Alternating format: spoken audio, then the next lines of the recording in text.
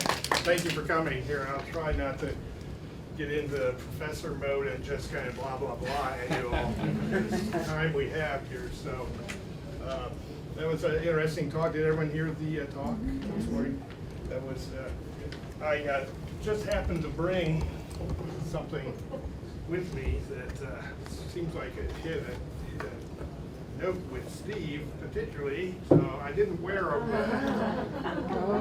So I did want to I was planning to say to you guys, you know, what's going to happen when you see people start coming in with these on. It is, you know, labels you as IT dork, but you know, I can take a picture of you, post it on my Google Plus account right now. I'll pass them around if you want to check them out. You have to. I got a research grant with Google right now on wearable computing for people with disabilities. So I thought, well, this illustrates perfectly the double-edged sword that we know technology to be. You know, so I'm not here to tell you that technology is going to solve all of the problems at your church or personal problems, because I don't believe it myself. So in order to get these to work, if you want to try them, you can. You have to look through the little eyepiece, and you can tap the side to launch. If you want to just kind of like high touch type workshop here. You can take a selfie. All my students are taking selfies with them on just to post on there, whatever. So, as I said, when I teach this, I teach a class at Villanova I developed 7 years ago called IT for Church Management. So it's the first one in the country that I know of. It's an old semester course. I've had students take it from, you know, missionaries in the Amazon to missionaries all over signing in. I've had people sign in from warship in the middle of the Mediterranean. You know, so it's 100% online, and so it's a challenge, but it's been good in a lot of ways. It's been a good course, and so anyway, Chuck asked me to come up with some topics for this IT summit, which I did. That would be so cool with my son.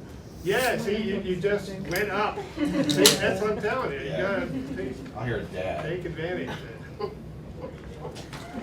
I took a selfie myself, but first I put on this horse head mask that my son gave me, and then I put him on just to blow his brain a little more than this. So I shouldn't show you that, but anyway. So as I said.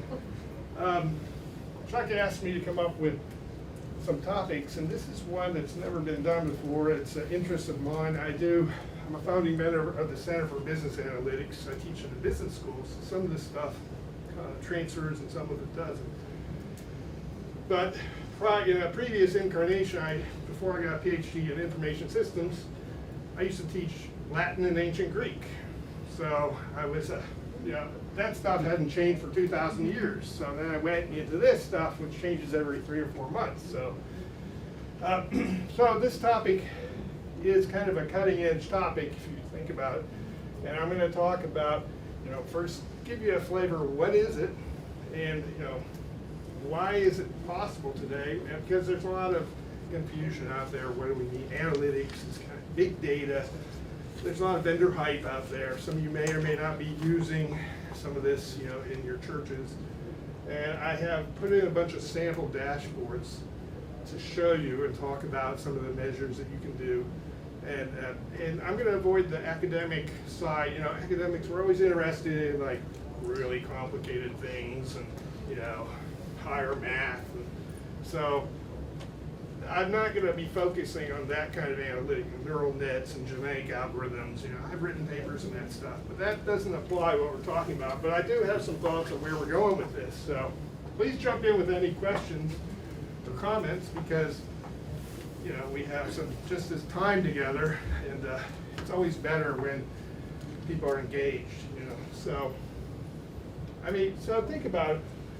At your church, what kind of measures do you take? So you think about it, typically, well, you know, the attendance at church, most of you know what the donations were this week, right? How many baptisms this year? What other things do you kind of measure? Who's coming, who's going? Yeah, visitors, who's leaving. Is your membership list up to date? some that aren't, and they're not, there's no incentive to take people off the membership roll, right? So what if they moved away and they passed away, Sometimes these lists aren't maintained very well, but it got me thinking, because this is really kind of the crux of what Steve is talking about, and there's a lot of blog chatter about analytics right now. I mean, it's a hot topic in the business world, for sure. But thinking about it from a perspective, and Steve was saying data mining, which is a part of analytics, is, something to be afraid of. And I would agree to some extent. I don't want my data out there. I'm not on Facebook hardly at all. I just have it for my students who want to connect with me and my friends from college, I don't go on it. I go on it like once every 3 or 4 months, maybe. So I may be a freak of nature or something, but I don't have time for that kind of stuff. Of course, I never thought Twitter would be, naked either. So pet rocks. So think about it from that perspective. So anyone here have any special measures that you do for your membership or KPI? We call them KPIs, of course, in the business context, key performance indicators. So I was thinking about, engagement is a big topic. How engaged are your members? Some don't show up, but they donate regularly. So they're engaged, right? Some show up and donate. Some show up every now and then. Some have families that are members. So you have different types of engagement, which is a more interesting metric than just membership, obviously. So you think about it. That way you can start thinking about, okay, well, we've all seen those people that get all revved up. They join every group possible. 6 weeks later, they're burnt out and they're gone, right? So we can now actually say, if we have an engagement metric, there might be some norms for engagement. Hey, it's great that you're gung ho, but don't overdo it right away. Or those who are under engaged versus some norm for an age group. We all know that young men from 18 to 30 are the least church group in America, according to the Barna report. So that their norm is totally off the charts from other people. So you have a way of cluster analysis. We can look at this type of thing, and we can look at staff. Are they burnt out? And how effective are? If we think in terms of different media efforts, which ones are working, which aren't, we can track that now. There are metrics for it. Sometimes you do a program, and you see a bump in membership and donations. Online e-giving goes up. Think about that. And this one, the most, I think, is really mission effectiveness. I don't want to talk about branding. I don't like that term for churches, but we all know every church has different flavors, and their flavors, some of them more ostensibly than others. So, for example, maybe it's an evangelistic church. Maybe it's more of a sacramental church. Maybe it's a church oriented towards public service, things like that. That you should have some, if that is a statement in your mission statement on your website, you should have some measurements associated with that. How can you tell? Are you really on mission still? So we can come up with those. First, I won't belabor all this stuff on this slide, just to be clear what we're talking about, analytics. Obviously it's a broad term trying to define what we mean, trying to get insight from the data for making better decisions. And as this, we used to call it business intelligence in the business world, BI. So analytics has become the umbrella term for including the BI and the data mining. So if you think of those two areas mathematically, one's more descriptive, one's more prescriptive. Think of it that way. That's a simple way to think of it. Analytics is the new umbrella term, what BI used to be. So BI has come to mean more like reporting and slice and dice kind of thing, going through the data warehouse. So which one's more prescriptive? Data mining. Data mining's more prescriptive. Prescriptive. Okay. Exactly. And there is a point I meant to make earlier too. I think the crux of this issue, and I'm always struggling with finding that right balance. It's not something obvious. But I have a priest in class right now he is a young priest. He seems to do it effortlessly. I'm 56, so I have struggles with some of this stuff. Not just the technology, but do I really want to, I'm not here to push technology. I want people to think intelligently about technology and how it can make our lives better. So I was thinking last night, really, if we think of the data that a church has, about its membership, I mean, there's a certain trust involved in being a member that they're not going to abuse it. But that data is really important. That's a resource that the church has, right? And if you trust them to use it appropriately to better run the church, I think this is a good thing. I think that you can do it in an unobtrusive manner that will increase the level of trust you have with the church. Now, I'm talking about church management software in the afternoon, and the Diocese of Bridgeport case study is really interesting because they found when they implemented PeriSoft with QuickBooks there in 2008. That year, 2008, 2009, which was a horrible year in the economy, right? Remember? Bad. Their donations went up 2.8% that year. And a lot of it was because people now could see where their money was going. The transparency issues that we keep talking about, the reports, they were getting active reports, okay? We got your donation, here's what we're doing with it. Wouldn't you like to know that? So it got me thinking the same issue, yeah. Did you say PeriSoft could be incorporated with QuickBooks? Yes. Yeah. Yep. That's fascinating. Yeah, they run on top of QuickBooks sometimes. So a lot of the church management software does it that way, for good or ill. I mean, the financial software is pretty much vanilla, that is pretty similar. But then what you do with it, the user interface and the data, that's gonna be customized, so. Other questions? How about PDS? Does PDS go with QuickBooks or no? I'm not positive. I don't want to say yes, because I'm not as experienced with PBS, but most of them do, because QuickBooks is kind of de facto standard for most parishes at this point, I think. And now that they have their cloud version, everyone's moved to it. Except Great. in the diocese. Pardon? Except in the diocese. Oh, yeah. Okay, you're my plant. Go ahead. What are you guys using? They use PeriSoft. Without QuickBooks? No, they use PeriSoft has its own accounting system. Right, okay, yeah, that's what I mean, without, so the built-in one from there, so, yeah. So I hear a lot, my students in class can complain no end about both of them, so I don't know.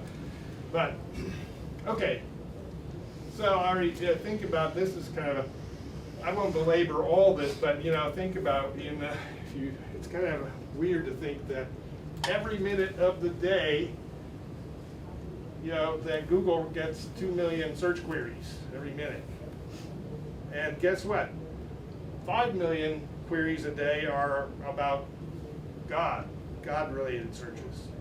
I don't know if you've heard that before. 5 million. So things like, the technology's moved ahead without us in some ways, and that's a kind of an old canard that churches are way behind, but it's probably true. So. Apple gets 47,000 app downloads a minute. Instagram, I never made this jump to Instagram, but you can see the WordPress. YouTube users upload 48 hours of new video every minute. So the numbers are massive, right? My daughter has 600,000 subscribers on her YouTube channel. She makes a living on it. That's more than General Electric. She's like a Fortune 100 company on YouTube. So, but she's worked hard to keep her identity separate. And I got a call from someone just last week saying they were doing research on this YouTube celebrity and they wanted to know more about her. And they said, "Do you know her?" And I'm like, who's asking? Oh, I guess you do, but click, it's like, yeah, so it's a weird thing. So, and then big data, as I mentioned, is all over on that. Now these numbers whether it's gonna be 51 billion in a couple, 2 years. These, they, IDC and Gartner, they shamelessly hype these numbers, so, but I do say it's gonna be big, and I did get Hadoop running on my laptop last week, so this is a good thing. I haven't got to do anything yet, but I have it, so. Okay, so I already mentioned that there's a couple different categories. Descriptive analytics, which is what we're gonna talk about today, because I'm focusing on dashboard design and church dashboards.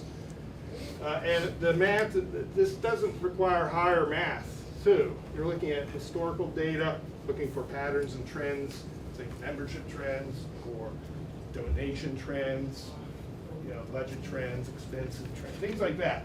And it's just simple math, whereas more predictive, looking at future probabilities, trends, so you need to know more advanced statistics for some of the stuff.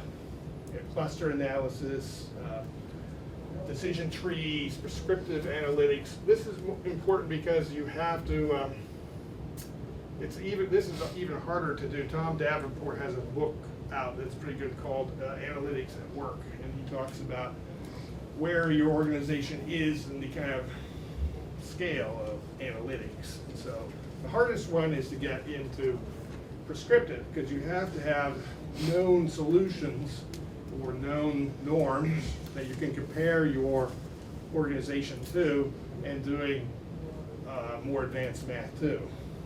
So I'm big on neural nets, genetic algorithm, it's on my research projects, but that's not, I don't know any churches that are doing anything even close to that stuff, from what I can tell. Okay, so there are a number of forces that are coming together right now, which makes this an exciting time, that are making us enabling church and analytics here. So the cloud-based church management software is a biggie, right? Because now we can get access, we're storing data in a central database in the cloud, right? Now again, this is getting much better. The security issues are not as bad. And by the way, guess where 80% of the fraud comes from in computer fraud? It's not hackers.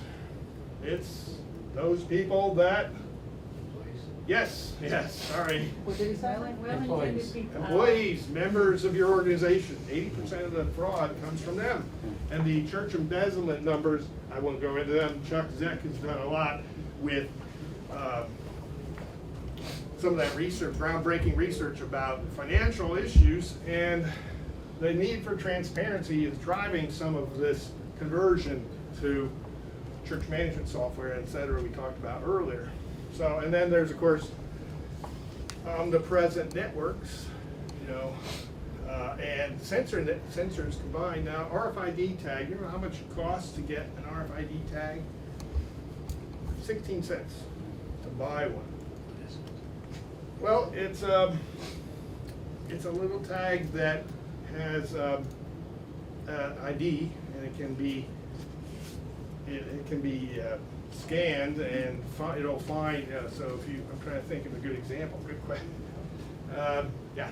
Is that similar to, we just bought one of these TVs, they said go get a source or something, and it was an RF something or other, radio RFID. frequency ID, I think. Yeah. I don't know. And that was so you don't have to Yeah. point.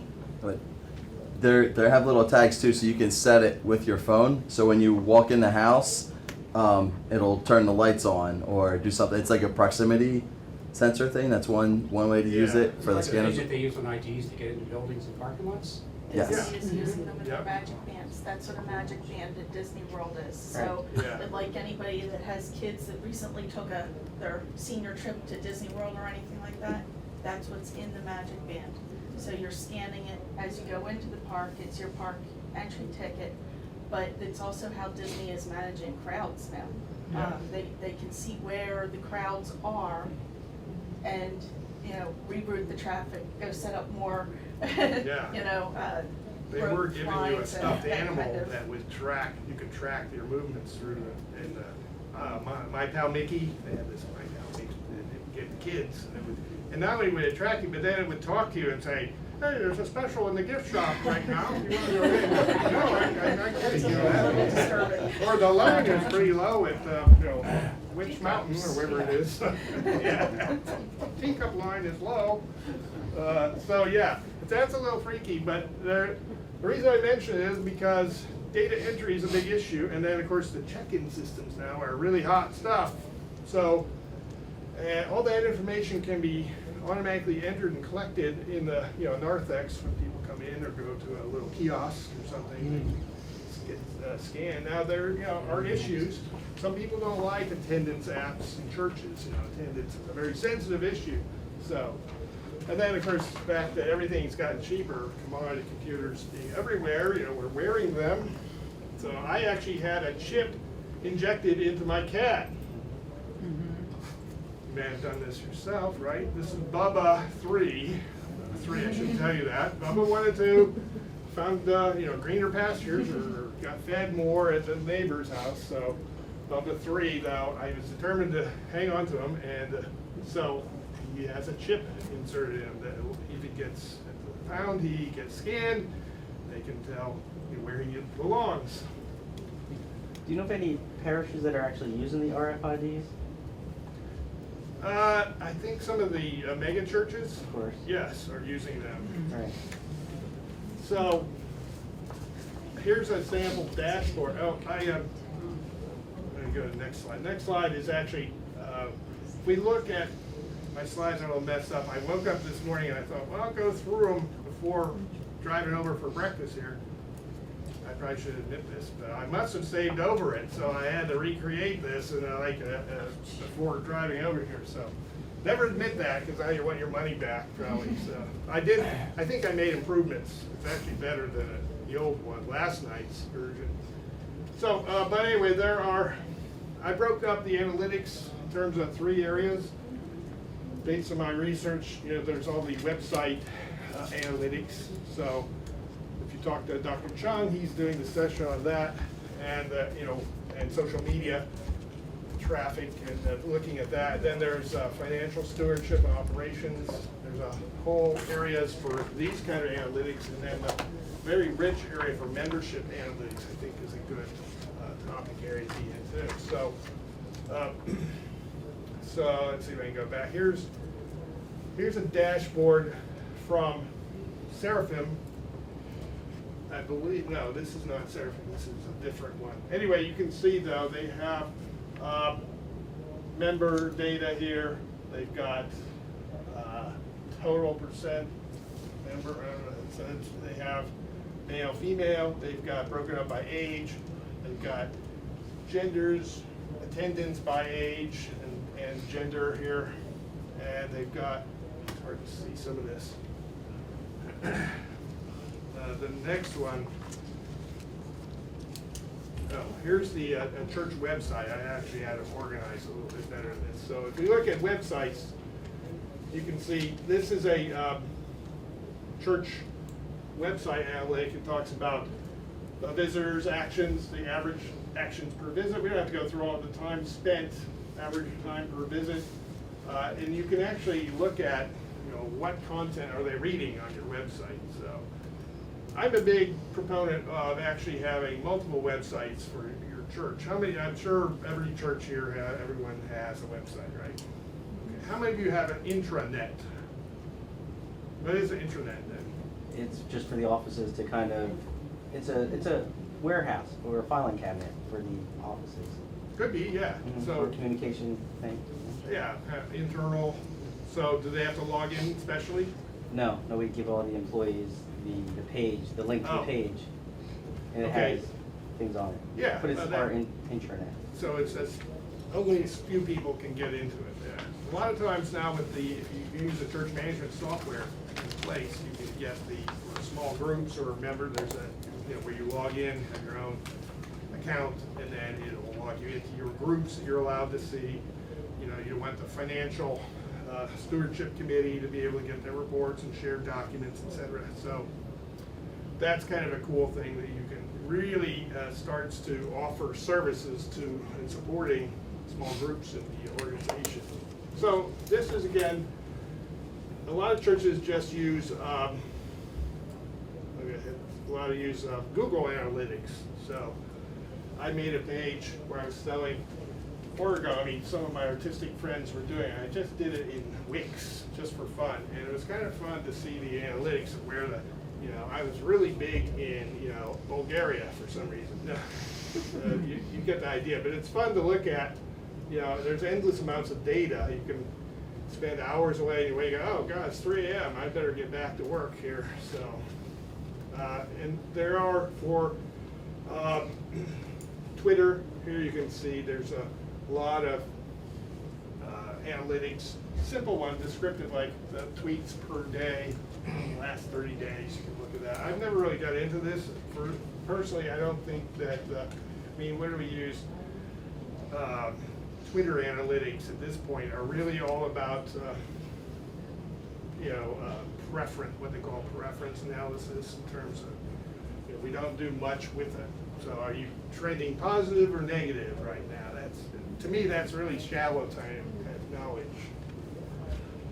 Question, just jump in if you have. I mentioned financial stewardship. Here's a dashboard from Martis Solutions. I took a shot here. You can see it's all about the accounting, the revenues and the expenses. You can break it up by, you can't see it down here, but you can look at the per attendee, per member statistics in terms of, you can break it down by different groups over time. So this is, again, pretty kind of normal slice and dice. Now, I teach a whole course on dashboard design for the MBA program here because it's a really hot topic. You can do a dashboard in Excel, right? How many of you do Excel in here? Okay. If you know VBA, you can program little dashboard components that make it interactive and so on. Now, there are other tools. I use one called Crystal Dashboard Design, which is SAP bought them 5 or 6 years ago when they got business objects from a French company. So they bought it kind of came along as an add-in, but it's really cool, interactive type thing, because you can embed a dashboard like these in an email, and it's clickable. You can slice and dice the data that way when you use these, because they're done in a Flash animation. So it's or you can embed it in a PowerPoint. So it's kind of neat too, or PDF file. This again shows, I included this because it shows the different groups. They break out by different groups in the church. Yeah, so you've got the kids, and different seniors, expenses for each youth expenses, etc. Here is a general, this is really more of a general, what we might call a portal. I included this to kind of tweak you a little bit about the difference between a portal and a dashboard. So maybe I'm OCD, but there are slight differences, and that's important because I think we're moving more towards portals with widgets than just dashboards. Does that make sense? So you younger people are shaking their heads here. So think about it. Here's this is a dashboard from a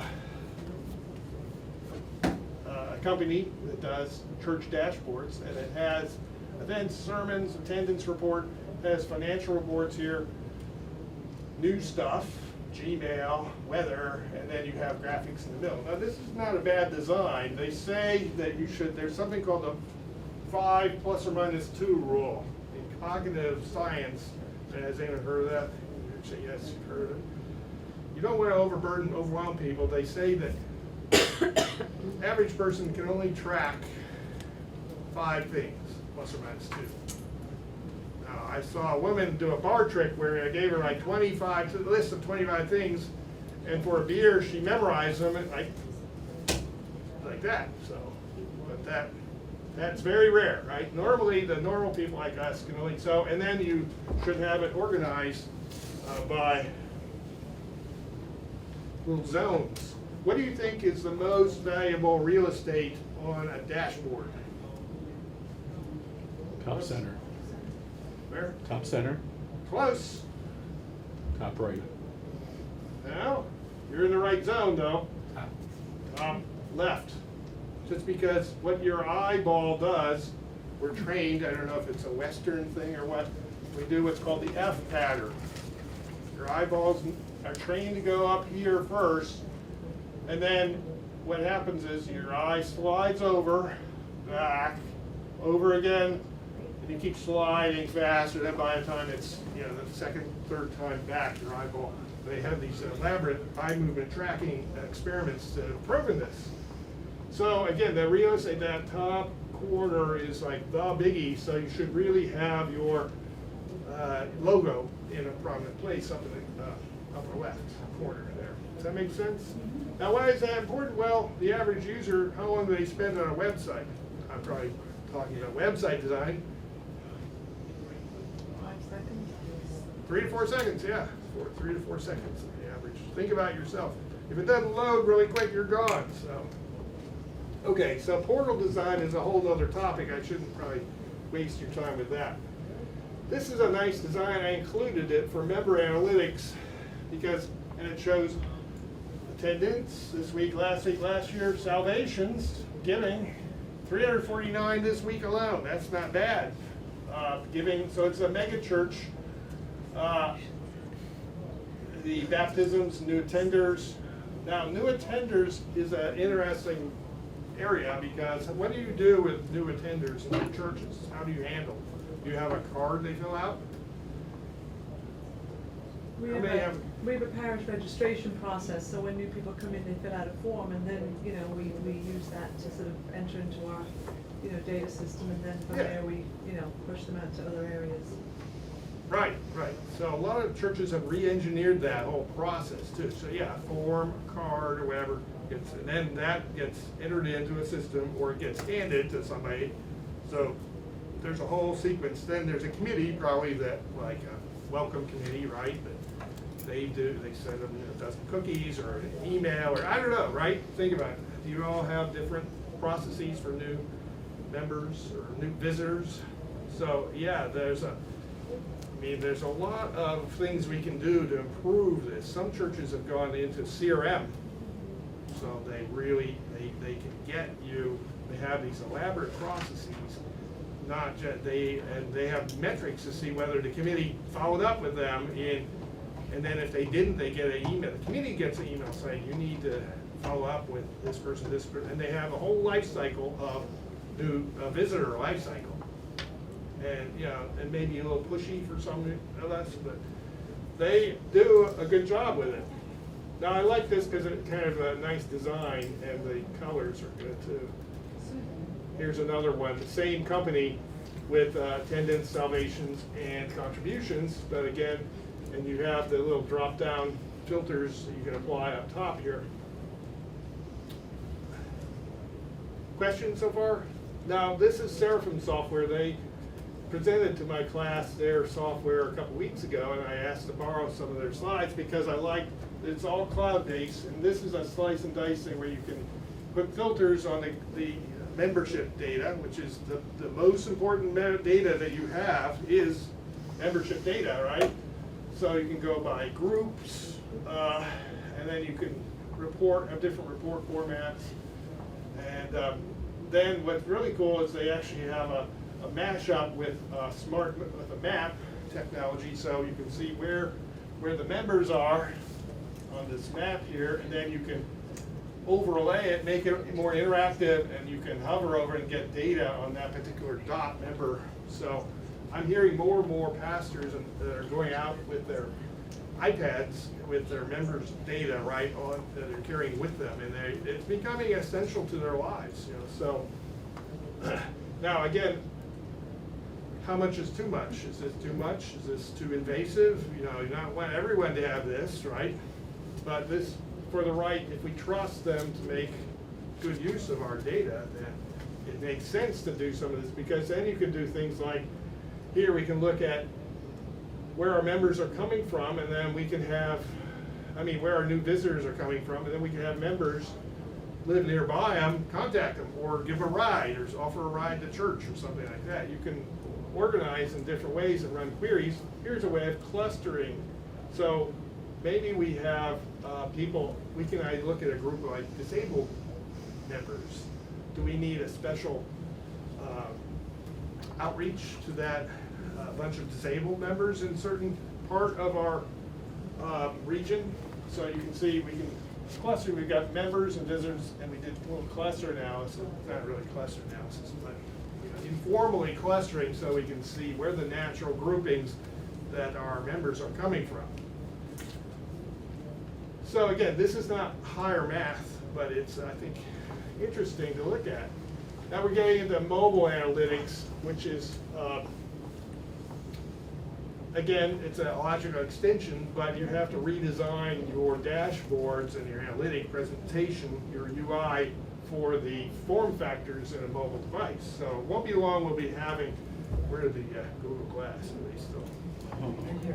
I gotta be careful, those are $1,500 a piece, so I didn't. Thank you. Won't be long we'll be able to get our analytics on a heads-up display here. Any questions about what's happening with these? So, I mean, I saw a company that's coming out with wearable computing devices for pets last week. They got like $5 million in startup funds. So, and they're not talking about injecting a chip into your cat. We're talking about actual things on their collars, you know, which, you know, I already saw Kitty Cam. If you've seen some of those, yeah, those are pretty funny. You know, put the GoPro on the pets and whatever. Some of those videos, that's why I was saying, it's, some of the things Steve said were good, and some of them, I mean, I don't think the fact that computers might be self-aware, I'm not really that worried about it in some respect, and especially if they're going to learn from the internet. So what they're going to learn from the internet, it's going to be all like kittens and yeah, because MIT did another experiment where they had neural nets run for weeks looking and digesting all the material on the internet. And again, it came back with, you know, videos of cats, pretty girls, that was about it. That was the two top thing, you know, was, what else, if some other internet memes.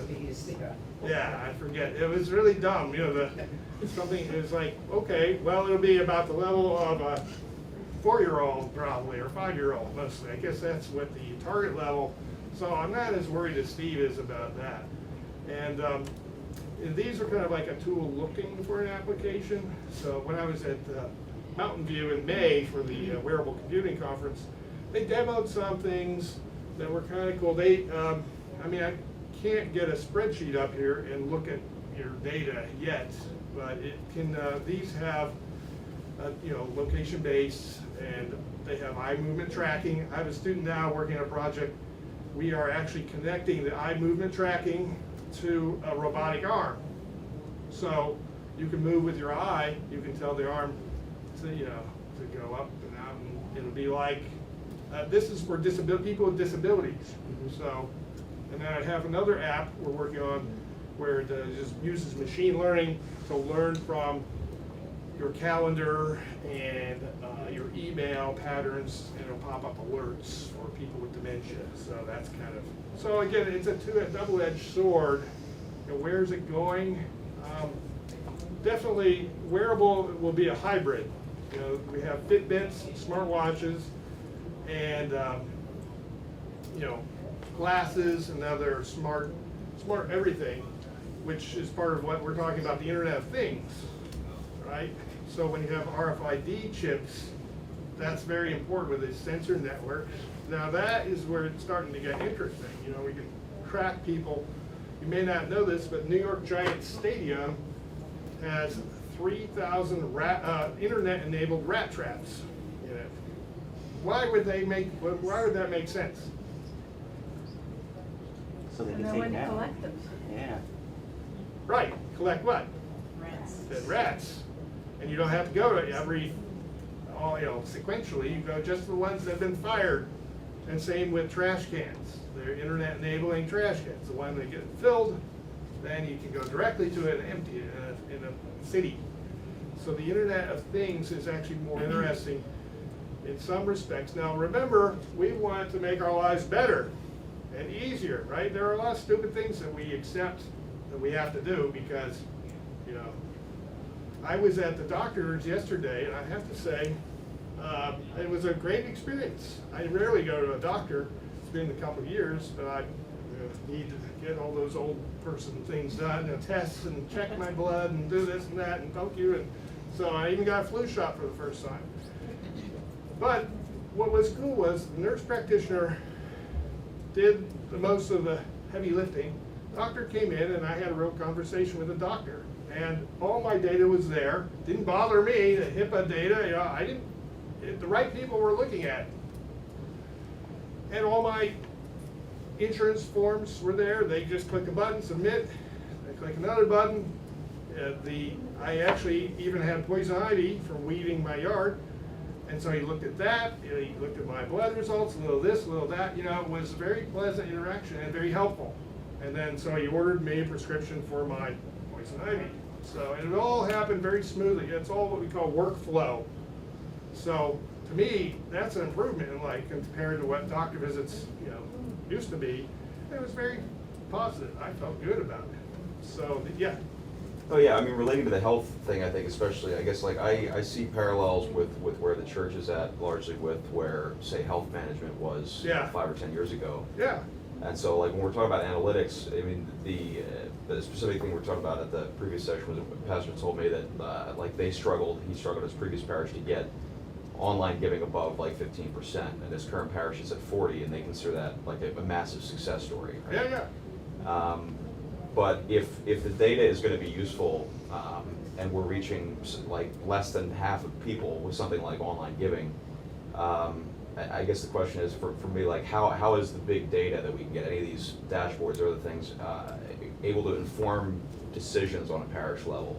If it's not, if it's not truly aggregate, right? If it's Yeah. only speaking to. Well, you can look at what a profile of your online givers is and then try and move the in terms of like a metric, you can try and move the non-givers over. Now, does that make sense, or is that what you're saying? Yeah, I guess I'm thinking about that, and also the related to the health thing, the fact that these tools, because they're parish-centric, aren't like, other than studies like the Bridgeport study you mentioned, where Yeah. you do long-term things that take a while and are already referring to the past. Are there tools out there, or are there solutions that allow you to get a sense of like an entire diocese or region of like basically live data? Because if like one parish does something really well, and it's locked into their parish, and they have a very proprietary At the attitude about it. diocesan level, they're doing that, I believe, because like Bridgeport forced all the parishes to go on ParisSoft. And so that data now is in the cloud. And so they're doing interesting demographics. There's a lot of dioceses that are doing interesting demographic. And it's disturbing, the trends are not good in a lot of areas. But at least we're getting good data.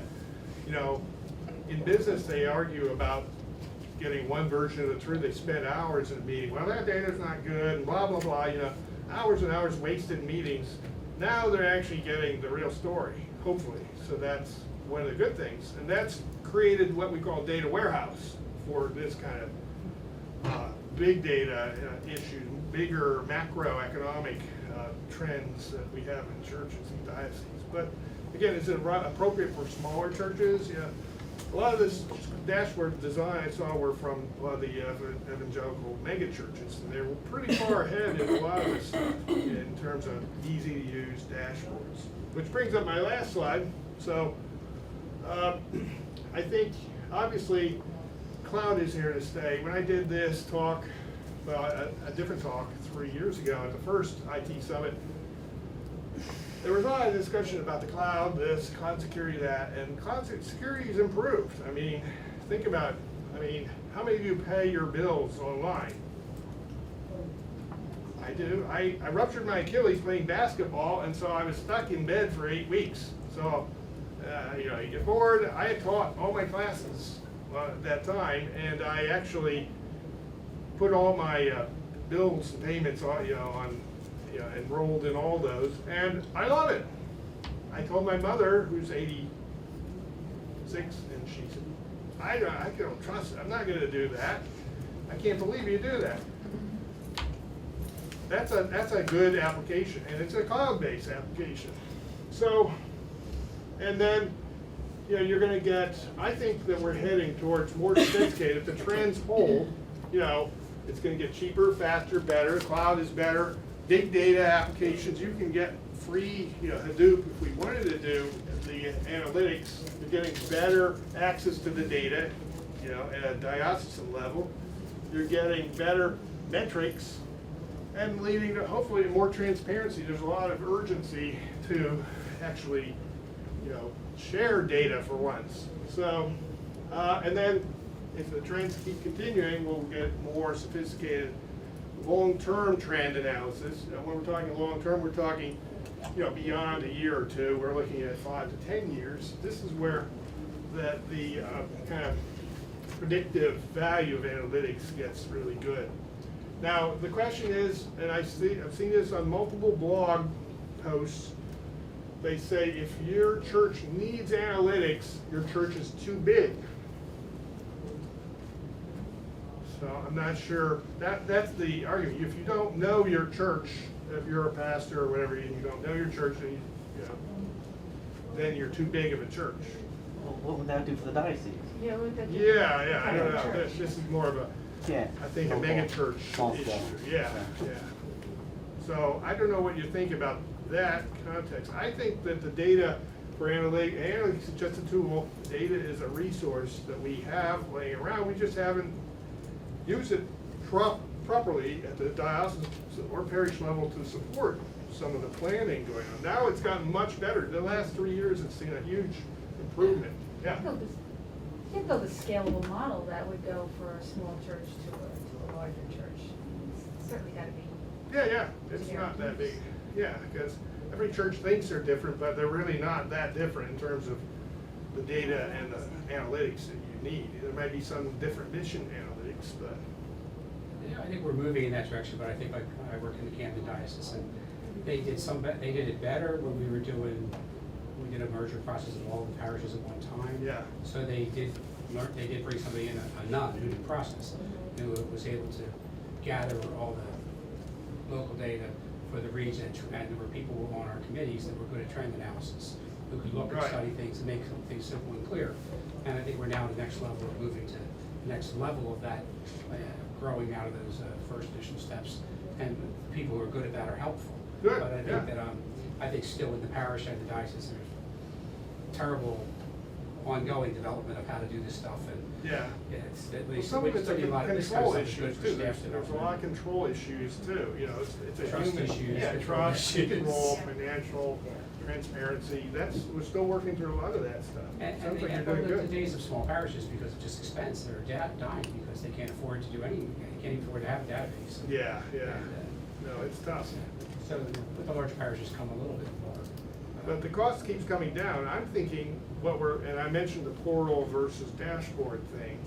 Now, if you go to any church management software vendor now, they have dashboards tools built in, and they have intranets, and so for a little more money, you can get something like that. I'm thinking that we're moving towards, matter of fact, a portal is kind of a hybrid on a web page where you can get access to the organization intranet, and you might have applications and forms that you can fill out on that. And you can have like your own personal scripture or groups that you're in, widgets that you can use to update, customize it, portal more, but it could have financial data and stuff like that. If you're in the group, to see some of that, it could be on your portal site too. So I'm thinking that's not something that you can get today, but in the near future, you're gonna see that. And that'd be kind of cool, right? I mean, if you could have your own music, your favorite church music on there, and you could have your scriptures, and you could have sermons and so on. Oh, and customize it. And as Steve was talking about, it's all about personalization, right? So that's kind of what we're looking for in analytics too. So as people feel better, they feel more involved, more engaged. So it's a tricky thing though, because different people feel differently about attendance and things like that. So, any questions? Hopefully this is helpful. I don't like these rooms; they're so kind of stuffy in here. But With the data, pardon? with the data, to be Yeah. more prescriptive, you have to actually be able to ask questions and know what you're gonna do with the data. So as a diocese, if they were going to try to be more evangelical, Yeah. they would have to know what to do with the data. Are there models that can be pulled from the mega churches into Sure, the yeah. local dioceses? Yeah.